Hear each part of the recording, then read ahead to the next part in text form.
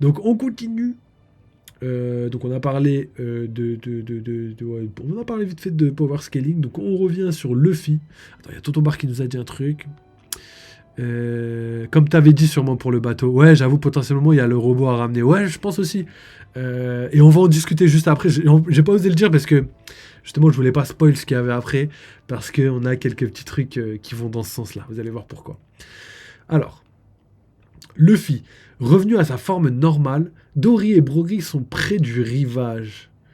Donc déjà, Luffy, voilà, Luffy re-KO. Donc là, c'est la quatrième fois qu'il utilise le Gear 5, Gear 5 sur l'île. C'est la quatrième fois. Et là, il est KO, c'est le quatrième KO du Gear 5, tu vois. Donc là, il va être fatigué de ouf et il va devoir remanger pour penser pouvoir le réutiliser. Et comme vous avez pu le voir, plus il réutilise le Gear 5, et plus son Gear 5 devient inefficace, entre guillemets. On l'a vu au début pouvoir tenir un long combat contre Kizaru, se déplacer hyper rapidement, machin chose et tout. Ensuite, on l'a vu perdre son Gear 5 pour le réavoir juste après être nourri. Ensuite, là, il arrive à faire un 1v2 contre Saturn et Kizaru. Après, il perd encore son Gear 5, il le récupère juste après. Et là, il se bat à droite à gauche contre les Gorosei, machin chose et tout. Ensuite, il se fait mettre KO. Il en peut plus. Et ensuite, les gens lui donnent du haral, hein, c'est quoi, du requin fermenté. Je sais plus c'était quoi, du poisson fermenté. Et du coup, il mange ça. Du saumon fermenté, je sais plus c'était quoi comme poisson. Et du coup, il mange ça et il revient une dernière fois. Et là, franchement, zéro aptitude, zéro habilité, zéro combat, quoi. Il a fait que fuir et même ça, ça l'a fatigué de ouf. Donc pour vous montrer l'écart qu'il y a d'endurance entre les Gorosei et Luffy, tu vois. Pour vous montrer aussi en termes de puissance le fait qu'il y ait un grand écart de malade entre Luffy qui est empereur et pourtant en face 5 personnes qui sont supposé par beaucoup de personnes ne pas être au level empereur et qui pourtant surpasse le dans tous les domaines, tu vois. Vraiment tous les domaines, les gars. En termes de résistance, endurance, euh, même attaque, mais on va dire attaque de zone, attaque en 1v1, reste à voir. On va voir plus tard, mais il reste très très fort. En tout cas, défense, endurance et destruction, ils ont vraiment les capacités. Même Haki, maîtrise de Haki, etc. Ils ont vraiment tout d'un personnage ultra puissant. Ils maîtrisent tous les haki, en plus le haki des rois. Pour moi, ça fait d'eux des personnages très très puissants. Mais bon, je l'ai déjà dit, je ne vais pas répéter. Donc le message de Vegapunk continue tandis que le Gorosei saute sur l'ancien robot. Donc voilà, là on va parler de l'ancien robot. Vegapunk qui dit enfin, j'aimerais laisser un message à tous ceux qui ont un D dans leur nom. Et Valkyrie qui contre-attaque, qui dit pourquoi tu, et ensuite on ne sait même pas ce qu'il veut dire. Lorsque Vegapunk prononce cette phrase, on peut voir certains personnages dont le nom contient un D qui se lie à eux, qui sont liés à eux. On peut voir des personnages qui ont un D dans leur nom ou des personnages qui sont liés au D. Donc on voit Monkey D. Dragon, Sabo, avec qui dit Ace, Luffy.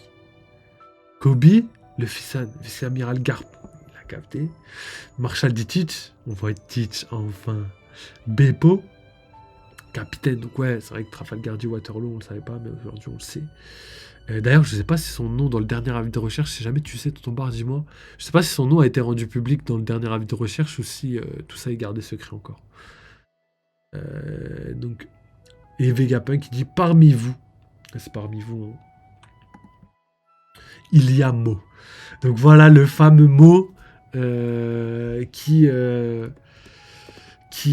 le fameux intitulé du chapitre qui s'appelle Mo et on sait pas ce que ça veut dire du coup et ça représente sûrement un foreshadowing légendaire d'Oda. Ouais. Et du coup grésillement et fin du message. Donc voilà, encore une théorie validée. Donc j'ai dit dans la précédente vidéo, mais effectivement, théorie validée, tout se passe comme prévu, gros, je suis... Même moi, je suis choqué, tu vois. Même moi, je me dis, putain, mais plus ça va et plus on a raison, et ça fait plaisir, tu vois. En tout cas, à court terme, mes théories, elles sont vraiment scalpel, gros, vraiment minutieuses. Au détail près, j'arrive à te sortir des trucs cohérents, donc je suis assez content. On continue par les dernières les dernières phrases et après on passera à l'analyse. Donc, note du traducteur. Mo est le dernier caractère japonais qui apparaît avant que le message de Vegapunk ne soit coupé.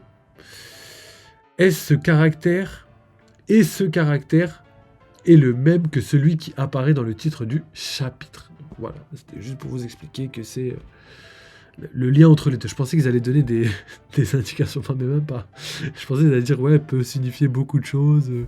On le met souvent au début d'un mot tel quel. Non, c'est rien du tout. Il nous a pas éclairé. Mais merci quand même le traducteur. Soudain, l'ancien robot géant est projeté en l'air par l'attaque de Valkyrie, puis il tombe au sol. De petites parties du robot sont endommagées, mais il est toujours en un seul morceau. Donc là, je suis assez content, encore une fois. Pourquoi ? Parce que le robot est indestructible, comme je vous l'ai dit, par rapport à ma théorie de tout à l'heure.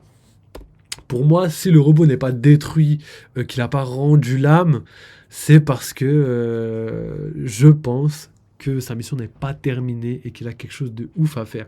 Et comme je vous l'ai déjà dit, à l'instar de Zuneisha, le robot connaissait sûrement Joy Boy. En tout cas, d'après ses dires, il le connaissait très bien.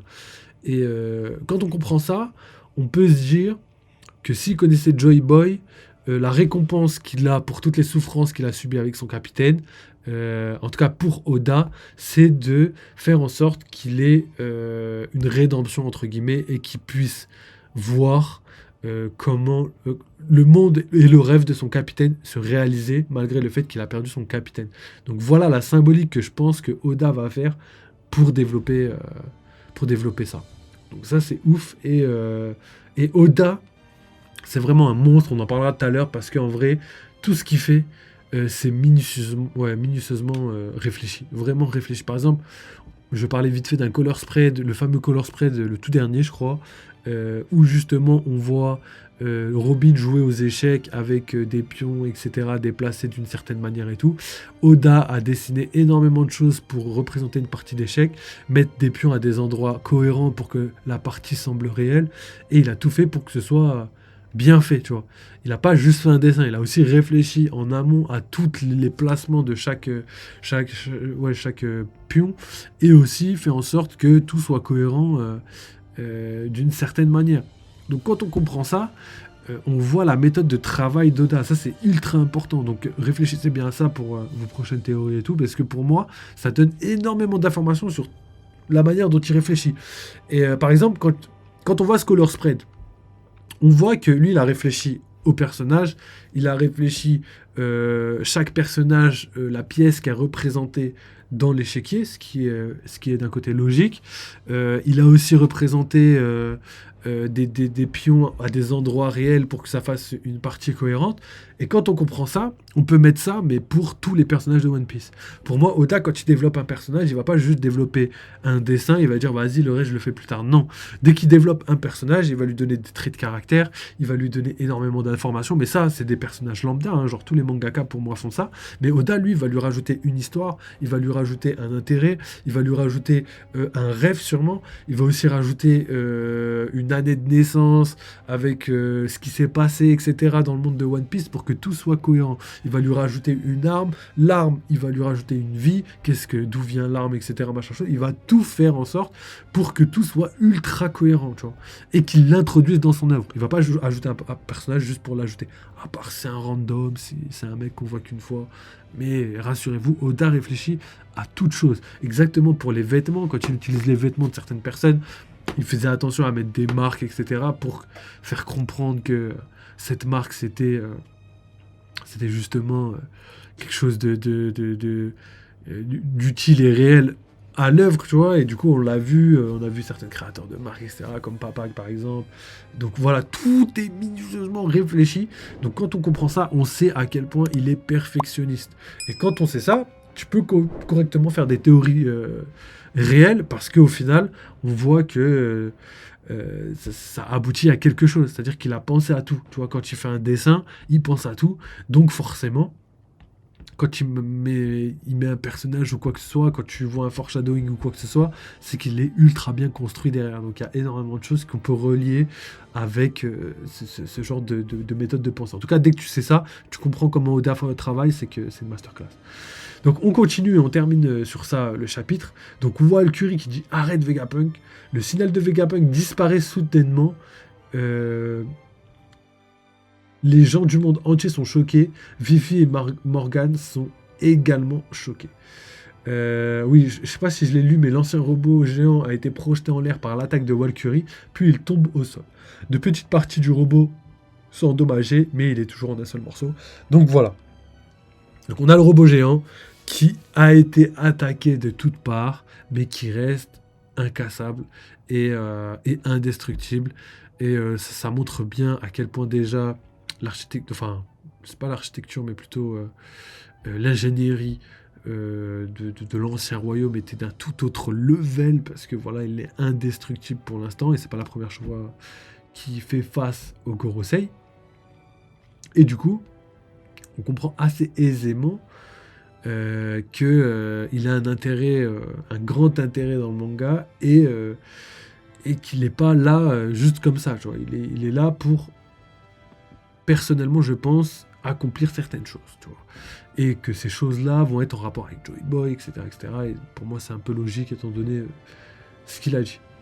Et quand on voit ça, on a quelques informations comme je vous ai dit, hein, le fait qu'ils soient indestructibles, que déjà tout ce qui a été créé à l'époque du siècle oublié, c'est indestructible, hein, ne serait-ce que les poneglyphes et le robot géant. Déjà, on a deux trucs indestructibles, frère. Juste ça, c'est indestructible. Et d'ailleurs, même, on pourrait même citer leur ville engloutie, parce qu'on les a encore sous la mer après 800 ans. Hein. Genre, nous, quand on regarde juste le Titanic, comment il est, ne serait-ce que 50 ans après, là, le voir comme ça, une ville encore debout, après autant d'années, ouais, je trouve ça ouf. Je trouve ça ouf. Donc voilà. On va terminer avec ce chapitre. Les gens sont tous choqués. Donc ça doit être Vivi qui dit il a été coupé. Qu'est-ce qu'il essayait de dire? Les dit, est-ce que c'est quelque chose gêne la transmission? Donc ils sont juste dégoûtés et ils se demandent pourquoi il termine pas sa phrase. Et dans la dernière planche du chapitre, York tombe à genoux et elle est essoufflée et elle dit c'est arrêté. Donc est-ce que c'est elle qui a réussi à stopper le message? Ou est-ce que c'est Valkyrie grâce à son coup sur le robot? C'est vrai que c'est pas mal d'avoir mis ces deux scènes côte à côte, parce qu'en fait on se pose les questions.